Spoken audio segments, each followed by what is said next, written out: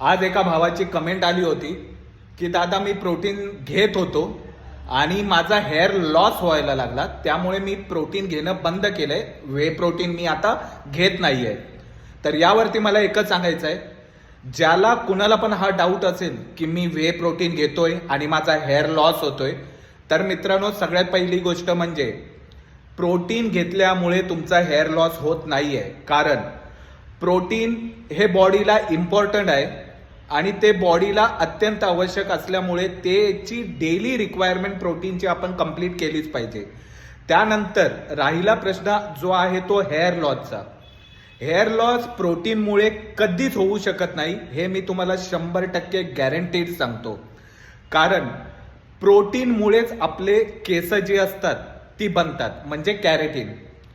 आणि जर तुमचा हेअर लॉस होत असेल तर ऑब्व्हियसली तुमच्या बॉडीमध्ये प्रोटीनची डेफिशियन्सी असेल किंवा तुम्ही बॉडीला ॲज पर वेट आपल्या बॉडीला जेवढं डेली प्रोटीन रिक्वायरमेंट आहे ते तुम्ही घेत नाही आहात.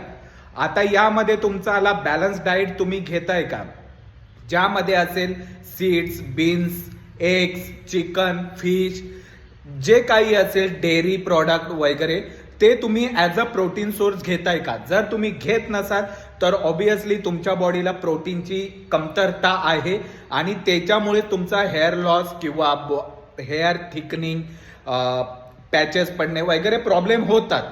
आणि त्यामुळे तुमचा जर प्रोटीन कमी पडतोय तर ऑब्व्हियसली तुम्हाला हे प्रॉब्लेम फेस करायला लागतील. आणि हे होऊ नयेत म्हणून तुम्हाला प्रोटीनयुक्त आहार घेणं गरजेचं आहे.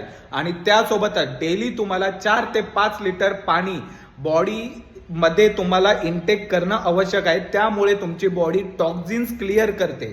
आणि ह्या 2 गोष्टी जर तुमच्या प्रॉपर असतील तर तुम्हाला हेअर लॉस अजिबात होणार नाही.